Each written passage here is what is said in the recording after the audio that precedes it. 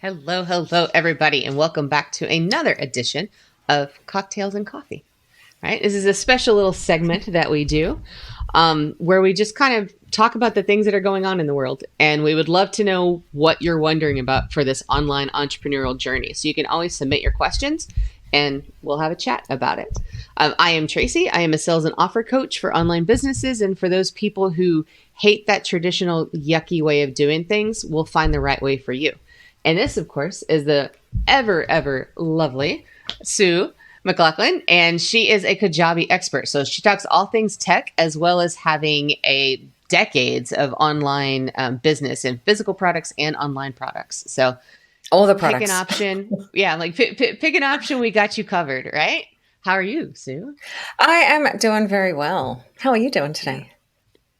Yeah. It's turning out to be a lovely sunny time as we get ready for the eclipse. And Ooh. yeah. Ooh, exciting. Exciting. I don't know if we're going to be able to see an eclipse over here on this side of the world. Sometimes we miss out, or sometimes we get them and you miss out. But the joys of two people being on two completely opposite sides of the world, hence the cocktails and coffee. But today, what we're going to talk about is all things webinars. Webinars are one of those things that can sometimes feel like a bit of an almost old-fashioned relic from the past, because there was a while where pretty much every single person in the entire world was doing webinars, and it's it's in some ways seems to have gone out of fashion. But we've got differing opinions about webinars. So, this is just a chat between friends. So you get to sit in as we discuss and share our opinions on webinars. Are they good? Is it something that should be using into 2024? Are they just for sleazy bro marketers? Are they for everyday course creators who've never done a webinar before? Are there other things to do? What else are we going to talk about? All the things. All the things. Yeah. And like for my kind of like headline opinion before we get into the details is, for me, it's like the idea of the video and like the getting to know each other and having at least a quasi like live thing. I think that goes a long way towards hitting that know like trust, right, and like blazing through. But I think doing it the way, to your point about relics, where it basically seems like the online version of an infomercial.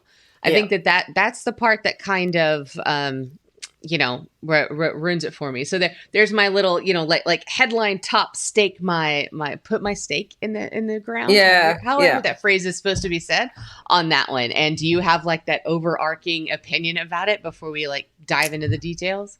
Yeah, well, I am curious to know how many webinars you think you have attended in your life. I reckon I've probably attended, oh God, 50, 100, a lot of webinars. And I think Yeah. sometimes the reason they get such a bad rap is because we've attended so many shit webinars where we've basically sat through the sob story and the life story and, someone's rags to riches, stuff where it's kind of sets our BS radar off, and you don't get the know, like, and trust. You just get the, is this person just trying to sell me something feeling? And I think Right. that's why they get, such a bad rap. So I think it's not so much the webinar. I think it's the content that people put into it. And it's about how webinars are going to evolve into the future and still be really helpful and relevant, but get away from the previous ick factor. Yeah, and let's talk about that platform option there, because I think that's one of the evolutions. Whereas like the genuine and realness of the content, I think that is kind of always Mm, right. But whenever we think about like just that platform part, it's the Zoom versus a live on Instagram versus a TikTok. How would you even do that? Versus a live like stream. what yeah, it's like live streamed to like seven places at once, Mm, or the ones that are, well, basically they're just straight fake live, right? Like they pretend yeah. to be live but they're not. And all the ones that also like come like on the Demio and the Webbies and all of that kind of specialty Yeah. webinar style format, aside from Zoom webinar, Zoom meetings.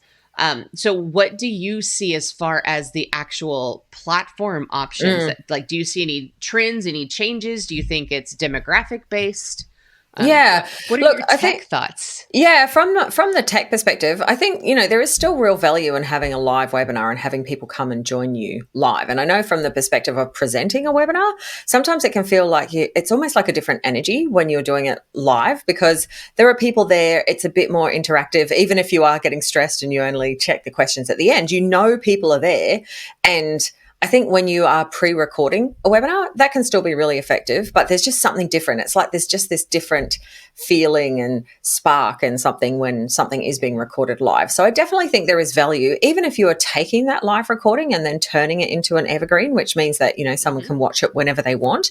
I just think, yeah, if at all possible, recording that live can really make a difference and can just help with that connection. It just feels that little bit more connected. And there's probably not a specific, thing that I can point to say that's what makes it. I think it's just that experience of you doing something with people as opposed to talking to your camera. I think it changes the way you talk, the way you react, the way you present, because you can't sort of check yourself. Like you're just having to do it.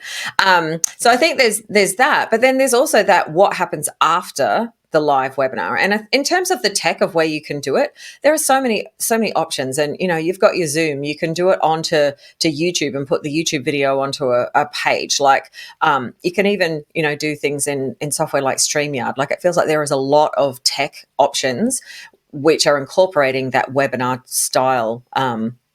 And really, the only difference between a regular Zoom and like a webinar Zoom is that when people come into the room, they are muted and they can't come up into the call. So it's just you on the screen.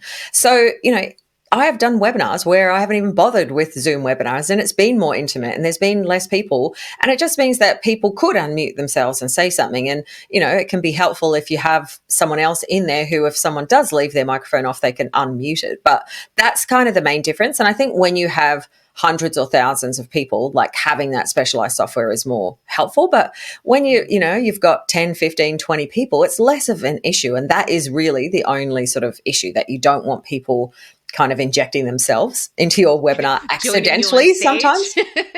Yeah, which happens. And but also, being able to do that at the end, like with the question time, that's actually really helpful if someone can put themselves on stage. So I think sometimes it's easy to overcomplicate it because someone said, this is what you need. You need Demio to run a webinar, or you need like blah, blah webinar platform. But in terms of evergreen, like sometimes it's that theory that you have to have this video that, from a tech perspective, where everything is stripped out of the video in terms of the controls, like a traditional, like Broy style evergreen webinar, you don't give someone the option to fast forward, to pause, to double the speed. God, I hate that. I hate that. And I think that's, like a reflection of where people's are changing, like, and especially it's so important to pay attention to your audience, because if you've got an audience that is people that are really busy, they may not want to show up at 1 p.m. on a Tuesday to watch your webinar. They might want to watch it on the go. They might want to double speed it because that's what they do and they have it on in another window. And I know it's, like all the webinars are like, please make sure you pay attention and close down your browsers and all your devices. And it's like, no, thank you. I'm a multitasker. I'm going to be doing multiple things at once. And yes, I know what you're doing is important, but I'm trying to, it's not that important that I'm only going to give you my attention. Yeah. And I think that goes into appreciating and honoring different learning styles. Right. Absolutely. And away from that kind of parental authority style of you must sit there and listen, or you go to detention kind of thing. And it's like, hey, we know a lot more about the brain now than we did even when I was in school. So, it's like people have different ways and different styles of doing things. And we need to honor that. And there is very much that kind of strong arm effect when it and where's your closed captions? Not everybody can actually sit there and listen to you. Sometimes you need to read it, right? And where's that speed control? Because I am a verbal processor, but I am a visual learner. So like I don't need to hear you talking like this, right? Which is I am like a double speed. Everything is on double speed in my world. And you know, for everybody's watching this, it's like, yes, the way we're talking right now would not be good for a webinar. You know, like you should speak clearly and be a little bit Yes. slower, so that way those who also need to hear you at a slower Yeah. space, you know, can, right? Yeah. And for the purpose of like automated captions, right? So those can keep up with you and be as close to accurate as possible.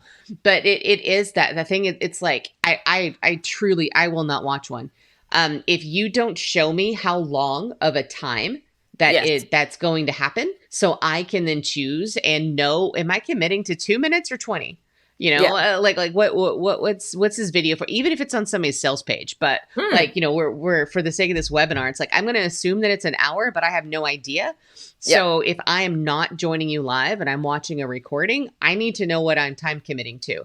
And, you know, it's almost like a, how dare you not give me speed controls, and how dare you not let me like turn on closed caption? Something that I said earlier where I was talking about how that the ones that pretend to be live, like it's very obvious that they're fake. We want to make sure that everybody knows that when we talk about a recorded one, we're not saying that that's the same thing as a default fake one. Right. Yeah. So just because it's like they heard me say this and then they heard you say that. And we want to make sure that everybody knows that we're talking about separate things. It's when people are like, hey, tell me in the chat what's going on. And they made that like 3 months ago, and it, you know, or a goes year on ago. autoplay, and and all of the chat is fake and bots. Like those are the ones that we're talking about. There is nothing wrong with recording one, so that way people, whether it's a replay or whether it is like an evergreen on demand option, you know, that people can watch that. So I wanted to make sure that distinction was clear as we were talking about that. A little bit of a jargon break. But I think as well, like with webinars, like back in the webinar heyday of probably I don't know what that would have been, 2010, 2012, like, you know, somewhere around then when people first discovered, hey, like we can stream, you know, we can do these things on the internet, and you know, every marketer was like, ooh, let's do this. And that was before there even was the technology to make it evergreen and to fake live it. I think what happened was people sort of realized that it's actually a lot of hard work to keep turning up live for the webinar. So they were like, all right, well, so how could we, you know, make it look like we are live? And that's where that original sort of evergreen webinar software came from. And it basically faked the live. It faked the live experience. People put these recordings up as if they were live. And they did have the, you know, hey, where are you joining me from? Like, you know, comment in the chat kind of thing, which back then people weren't savvy to the fact that it wasn't live. And that's why then it worked. It was, you know, kind of a form of trickery, and people got away with it because they didn't understand. Whereas now in 2023 going into 2024, our audience, the world, is so much more savvy because this type of presentation, this type of marketing has been around for so long. It's not new. So we need to evolve with how it's going. And from a tech perspective, it actually simplifies everything. And you know, one of the best ways that I see now to do a webinar is simply have a registration, and it goes to literally a landing page with the video on it, and someone can then just watch it. There's no,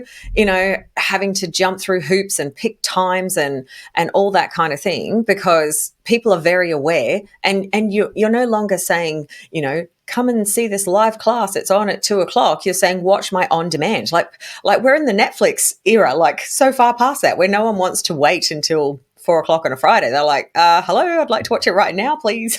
So, you know, taking away that, and you can still do a lot of the marketing off the back of it, off that registration. But yeah, and there's another trend as well, but I'll just check back in with you that I've noticed that I thought would be helpful in terms of tech before we talk about more the sales aspect of webinar. So have you got any other? And like before we dig into that contents piece, right? Because that's where my brain is going, and I'm like, no, wait, we're talking about platforms. We're talking about platforms. Yes. You know, and this is the other thing where it's that distinction again for everybody who's like listening to us. It's like whenever we say webinars, we're including masterclasses. We're including pick a name. So it's like what are the other names that people call these things? Sometimes people call them like a workshop or like Yeah, which to me is different, but it doesn't have to be to Yes. everybody else, right? So it's one of those things where it's like basically you're presenting information that relates to something that you're going to sell in the back end, and you're going Yeah. to like give people a pitch, right? Yeah. So whatever label somebody puts on it at some point, it's like this is we're just using like the kind of original name for it for webinar, and just kind of talking about what are those different options, and what have we outgrown, and what have we learned from, so what else are you seeing on that tech front? Well, one of the things I'm seeing on the tech front, and I've experienced it myself, and I freaking love it, is when people are getting their webinar presentation, especially if it was something that was live, and as well as putting it in visual form onto a landing page for a replay and directing people to a replay, they are doing things like creating a podcast version, like a private podcast, so that you can then listen. Like I don't have a lot of time for video content because I can't do two things at once while I'm watching a video, but I can walk, I can do housework, I can do other things. And I find myself listening to a lot of podcasts and audiobooks. And, again, that could be a reflection of my demographic. And, other demographics may not be that way. But there's been a lot of a trend towards, supplying different types of content, like, you're talking about captions before, but also providing things in audio format is really helpful for people that like to consume content that way. So making the content as accessible as possible is really, really helpful. So I've really been enjoying people that have been doing that audio version of the presentation. And want to start, bringing that into my own business as much as possible. But also, and I don't know whether this is a trend, it's just something that I've noticed over the last few months. And I'm not sure whether it's because people are trying to get more attention outside of that original register for the webinar to people that didn't register.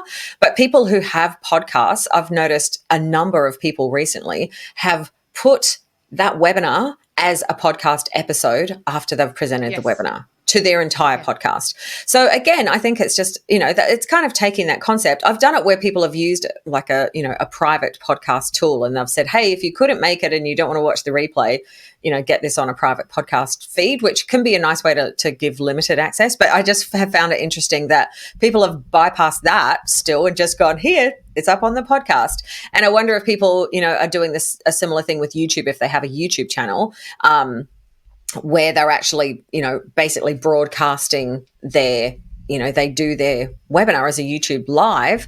And not only are they doing that so that they have it live, but then it's living on YouTube. So it's again about that, meeting people where they're at. And before you were mentioning about people that are doing essentially a similar thing as a webinar, but doing these like live trainings and live masterclasses on platforms like Instagram and TikTok and other places. So it's, thinking about your audience. Where is your audience most likely? Like, what are they most likely to do? And if your audience is definitely skewing to a younger demographic, doing something as a, Instagram or TikTok live stream or something along those lines is going to meet them where they're at. And, instead of making them jump through the hoop of like, registering for a webinar and waiting for a certain time and, showing up at 3:00 and. Yeah. And that kind of like helps us like segue into that content piece, because one of my own like mental hiccups with going from a straight like webinar masterclass style recording into a podcast feed is, what about if you have visuals, right? Versus like recording one specifically for audio that, where is that line? Because if you're talking about just going from a Zoom or a Demio into a Facebook or an Instagram, well, you can use things like StreamYard, right? So it still has that same look. People can still see your slides. They can still have all of those things, and it just pops up on 1,000 different, platforms and, on YouTube and everywhere else.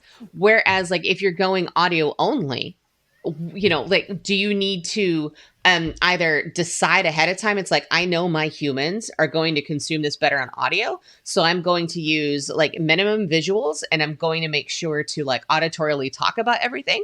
Do you, like, or if you're like, oh, this was really good, at what point will people still understand the point and the purpose and the things that we're doing without the visuals, where I maybe I need to record a special one, or maybe I can use this recording but also like pop in access to my slides or a PDF workbook, so it's like where do you And see that yeah, on it? well, I think there's value in both, but where I have experienced it myself, it's not just that this random recording pops up. It's like fully explained. Like, this is a recording of a presentation, and if you do prefer to watch it visually, or if you want to see this content, here's how you get it, and then linking through to that replay page. So it's making it accessible, but it's also setting the expectation in the beginning. So you're listening to it knowing Yeah. that it's an audio of a live recording. So even if you're not seeing everything on the screen, it's like maybe you're getting 80% of it, but it's still really helpful. So, in my experience, Yes. if you wanted to know more, then maybe you might go and check some of that stuff out. But as long as,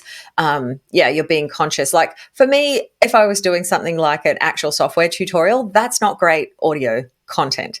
Right? It's like, that is, click here. Where? yeah, that's terrible audio content. However, if I was Yeah. talking about the strategy behind doing something, that Mhm. is great on audio. So it's again about sort of picking that thing. And, if you do know that you are going to put it onto a podcast from the beginning, like you said, thinking about that and being like, well, how, this graph or whatever that I'm putting on here may not translate well. So how could I explain that in a different way? And just sort of being a little bit more conscious. Maybe there's like one part where you're just like, no, I really need this on here. This is really important. So there's one part that you sort of, and as well, I've heard people say, hey, if you're just listening to this, like, this is something that you won't get the full experience. Make sure to watch for this bit. Yes. Yeah. Yeah. So I've Which is experienced that. a beautiful point to bring into all of your content, right? So we can like make this that last piece that we'll talk about on webinars, because I think that it bleeds into the setup, into the expectations, into the whole experience for people, and not doing it in any sort of accidental or intentional slimy way. And that is that transparency, right? Everything from this is an audio version and this is what's going to happen, to even when you're actually like what you're talking about is you introduce the entire content under today I'm going to teach you this, right? We're going to walk through this. Like, you're giving them what they came for.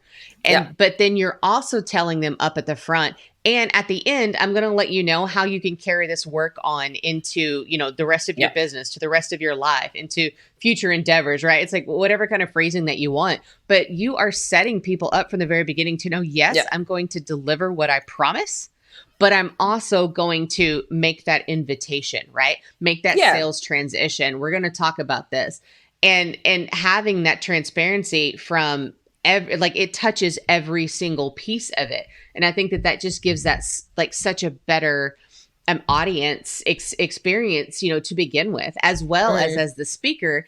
You don't feel like, oh my gosh, I'm about to go into this awkward transition and suddenly I'm going to sell to people. And here I have been talking to them.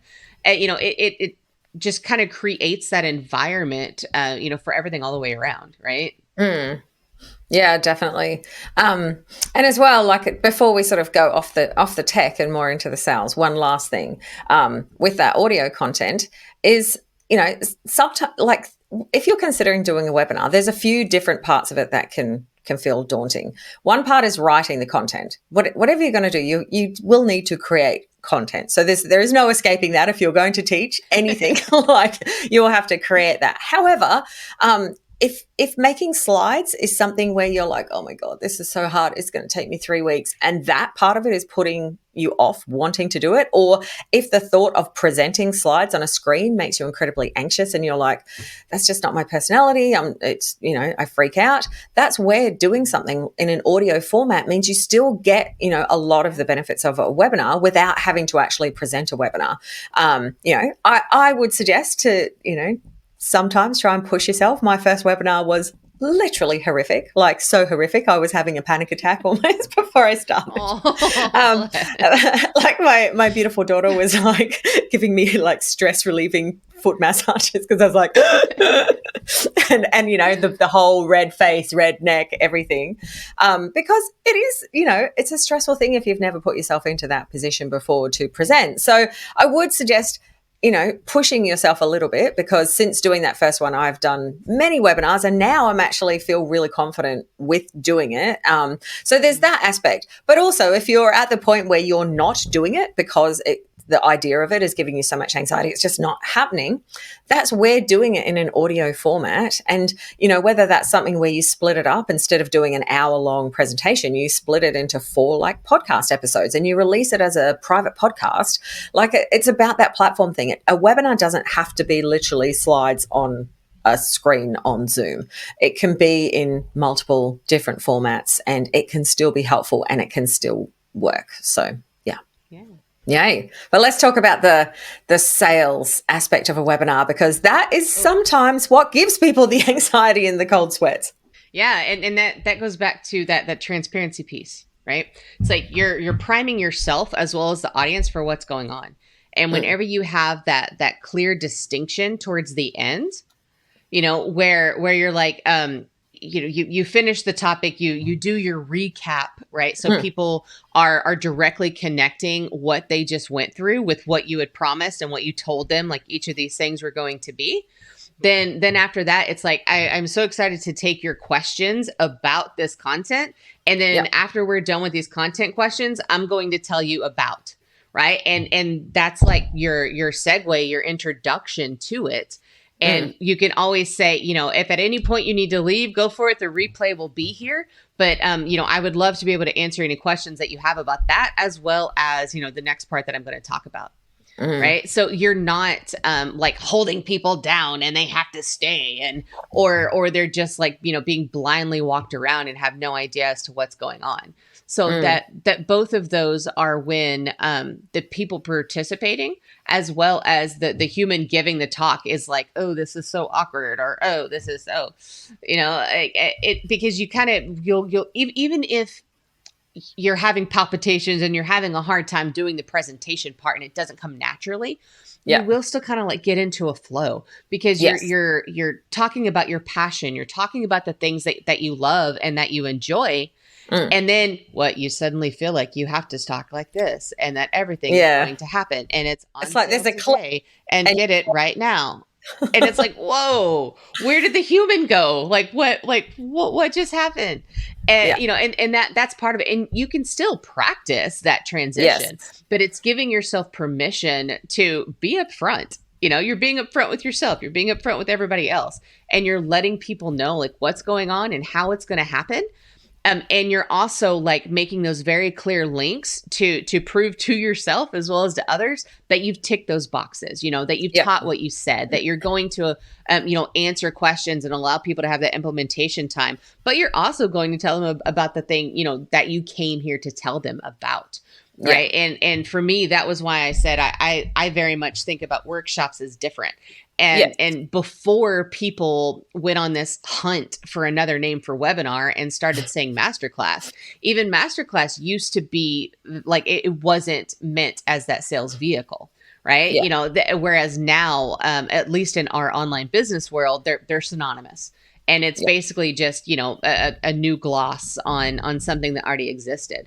Right. Whereas like I for myself, and no one here has to think about it this way, but for my own like lineation, I'm thinking of a workshop as a very interactive, stop me, ask me questions in the middle. We're going to do exercises together. You know, it has that kind of interactive element and feel. Right. Which again goes back to transparency, because just because you're using a word in a certain way doesn't mean that your audience has always experienced that word in that way. So whatever you choose to call this, make sure that you're also giving that explanation. You're setting up those expectations. You know, you're letting people know what's going on. And I almost want to say, like, I will promise you that you will have an easier time doing it whenever you allow that space and that breath, and you're not feeling like you have that card up your sleeve, the whole time. Mm, That's like, mm. I'm like, oh, am I going to get caught? Oh, are people going to hate me? Oh my God, is Yeah. everybody going to run away? I Yeah. mean, it is natural for people to drop off. And honestly, that's not always because they don't want to hear about what you're presenting at the end. It can also be because they've already sat there with you for an hour, right? Yeah. Yeah. It can also be like a straight up timing thing. And that's where we have to get out of our own heads and get out of our Mm. own judgments, right? Yeah. Which takes practice. There's no Yes. judgment on having judgments on yourself. Yeah. It takes practice, and it takes figuring out what you need to kind of self-soothe and Yeah. be like, this is not a reflection on me personally. This is Yeah. people doing their own thing, being in their own world. Because with conversion numbers, how they go down, even though the audience is also going down, it's still 2 to 3% conversion for someone who's in your live event. Exactly. Right. Which, if you think about so it, 100 people will be there, which means 2 or 3 will buy. So when you take the expectation away and go, well, percentage wise, it and changes be your like, I'm going to get perspective. 80 people today, and I'm so excited, And if you do, that's fine. But also, if you're like, oh my God, 80 people have left, Yeah. I'm horrible, I'm awful. What I, Yeah. like, and you're using that as like a judgment on what you're doing, right? Yeah. When you've already ticked the box of making sure that you delivered as promised, when you've been transparent, when you've laid all this stuff out, when you've given people realistic time expectations, when Yeah. you've said we're going to be on for an hour and it's already like ticking into an hour and a half or 2 hours, right? That's not Guilty. like honoring other people's times, So there's going to be a natural detraction at that point, right? So Yeah. it's having whatever you need in place. Like, one of the things I tell my private clients is, have a weighted blanket in your lap. It's okay. Nobody can see it. Yeah. It's okay. It's like, have something soft that you can touch. Yeah. Have a mug, a cup of coffee, even if it's empty. But Yeah. just to kind of like have something that you can put in your hand, because that gives you that I'm safe. I'm safe. What I'm doing might be scary. It might be new, but I'm safe. Yeah. And that again brings that energy. It brings, Yeah. and I think, Sue, to like go all the way back around to what you were saying at the very beginning, that live element, I think that's where there can be a bit of a disconnect from the recorded element, where the recorded element, we're 1,000% in our heads, judging absolutely everything, wondering how much we're going to have to edit. Whereas when it's live, there, even if you're nervous, even if you're sweaty, even if you're all the things, there's still that element of what is, we're here together, we're sharing each other's energy. We've got this stuff going.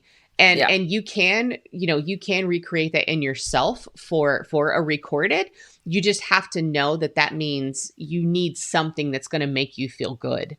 Right. Yeah. And everybody can discover their own version of that. Everything from camera angles and lighting to the things like an empty cup to fidget with, or making sure, like getting your hair did, it's like whatever it is that makes somebody feel comfortable. And it is okay for you to discover that as you go. Right. Yeah. I'm sure you don't need foot massages anymore. You might want them, but you probably don't require them to get through it. No, it's so funny because the first time I did a webinar, I spent hours preparing and did tests the day before. The whole weekend was like all geared up around this one hour. But, now I'm at the point where I'm like, oh, webinar's starting in 10 minutes. Better make sure the computer's turned on, like get a drink of water. Yeah. And that's kind of, and it's that mindset shift. But speaking of that though, like, the one thing that I see where I see people getting tripped up with webinars is they put so much pressure on the webinar. And, I just saw a few days ago in a Facebook group, someone was like, I've done this video. Is it good enough? Like, and it's kind of like, that one recording, that's just one version of your webinar. Like, your webinar will get better and tighter, and you will refine it the more times you do it. So when you are creating a webinar, like for the people that come live and those that watch it on the recording, that's just one version of the webinar. Like, you will have so many more opportunities throughout your, launch, throughout your career, to make more webinars and to do more webinars and to get better at them. And, maybe the more you do it, the less awkward the transition will be, because you'll work out better ways to say it. You'll get more comfortable in the fact that you are very much so. presenting and asking for the sale. And also, the thing to think about, which I think people sort of neglect, and I think it comes from that funnel world where everything is based on conversion rates. And if you get 80 or 100, let's pick 100 because it's easy for someone who's not good at maths. So if you get 100 people showing up and you expect 3 people are going to buy, and that doesn't work out, then you're like, oh, that whole webinar was a failure, it was a waste of time. Yet what if there were 10 people in that audience who your product was perfect for, but now it's just not the right time? And the fact that they came to that webinar means next time you launch it, they're already like, oh, I'm so glad you relaunched this, because I was, now I am ready. And I think it's that, looking at it based on the today view, where every time someone gets that touch point with you, and especially through something like a webinar, where it is that, that accelerated version of getting trust. If someone's sitting watching an hour of your content, that every minute they watch longer is more, the connection is deepening. And if you look at it, that webinar that they've just watched has taken their trust level of you from that to that, but maybe they need it to go further. And the next time you do a webinar, that's the trigger. And again, it's not everyone's the same. Like, some people are in a position where they can watch a webinar and go, oh my God, that's awesome. That's what I need. I'll just buy it. Other people need more nurturing. They need a bit more loving. They need a bit more like, oh, do I really need it? I want to look at the other options that are around. Is Sue or Tracie the right person to teach me this? Do I even, is this what I even want to be doing? Am I just jumping at it because I saw a webinar? Like, there's so many things. And I think, like, viewing the webinar as just one way to connect with people, instead of like, I got X number of people, it was less than I wanted, the whole thing was a failure, is like sort of taking it out of that individual, this webinar view, into a holistic view of your business, and how every time you do that is just giving you an opportunity to connect further with your audience. And also, it's that concept before of what you're saying, is making the webinar something that, regardless of whether they buy or not, they're still learning from you. It's still a great experience, whether or not they buy. And at the end, if you just focus on giving someone a great experience and learning something through that webinar, and then you just happen to give them an invitation on how they can learn more and work with you further at the end, it also takes the pressure out, because you're not like, this webinar has to convert. Like, you're like, all right, how can I make this webinar a great experience and then invite anyone who's enjoyed it to work with me more? I'm just giving them an invitation. I'm not like, come and buy my stuff, which I think that pressure to do the sell can then make people almost like you said, oversell, or they fall off that cliff where they go from being a human to going, now I must do the sale. Please buy my stuff. This exact template and these exact words. Yeah. And honestly, I mean, we could do a whole episode on the pressures and the feeling around the sales part, because I have not just a lot of opinions, but like a lot of like tips and tricks that I run people through, that really helps with that. Right. But there was a part where you were talking about that pressure. And for myself, like, I always think about it like, I applaud the people who come and are able to consciously make a decision that they know it's not right for them. That is just as strong and just as valuable to that human as it is to say, yes, I do need you. Right. Yeah. So our role isn't to get someone to say yes or no. Our role is to make sure that someone has a clear understanding of what's in it for them, what their life is going to look like whenever you join it, and how like all of these little pieces are going to come together. That's the actual job, not to force some form of a decision. That is a personal space for them. And it is just as honorable for them to be able to say, oh no, I don't need this right now. Right. As it is to say, yes, I do. Or my favorite, not yet. Right. Because yet is such a powerful word. Yeah. But there again, it comes into, there's a concept in copywriting called the rule of one.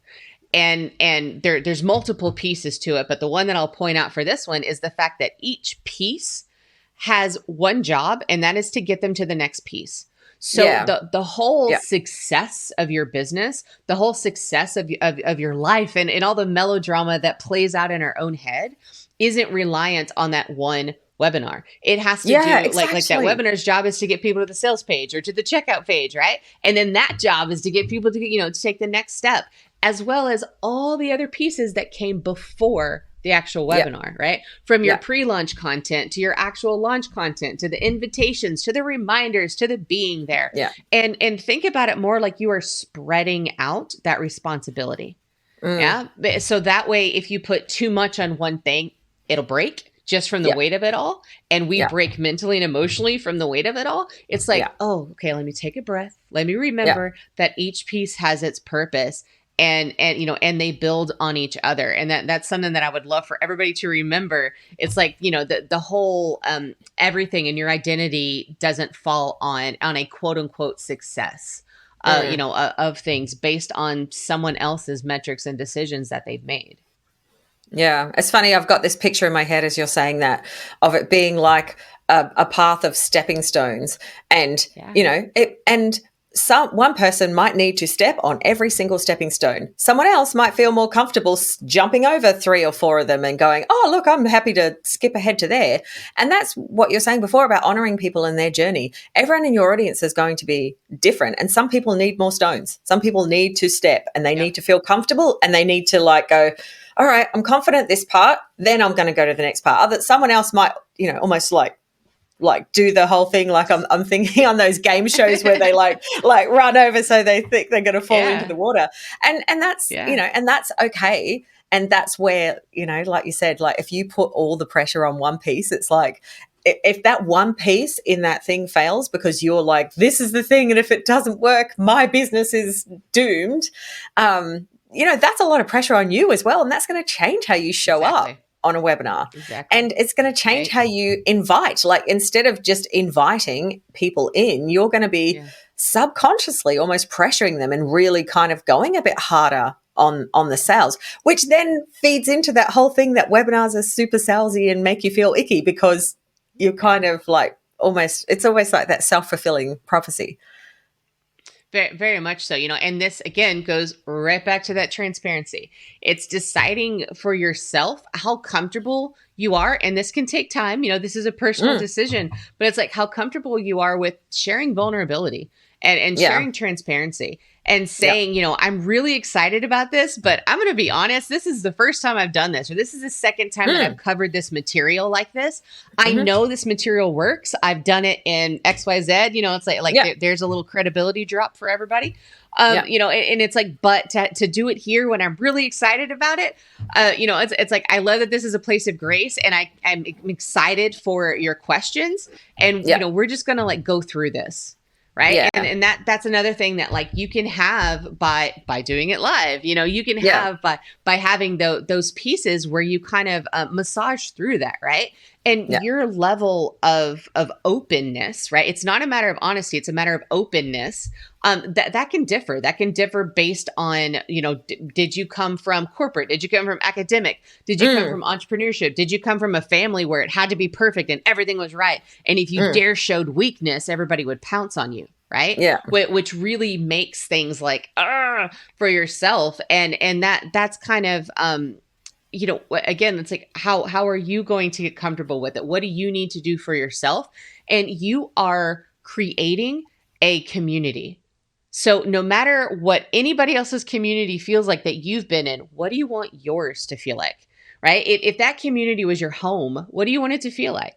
Do you want it to be warm and cozy? Do you want it to be like very like minimalist, neat and clean, but have like segmented places for everything, right? It's again, it's not a right or wrong. It's figuring out what that is for you, and then allowing that to inform how you operate in your business, and being willing to do it with those shakes, and being willing to just straight up tell people, I'm excited, but this is new, and here we go. And like, all of these things that we've been talking about, it recaps into, yes, they are very much still relevant, but it doesn't have to be, the way that you've seen them in the past.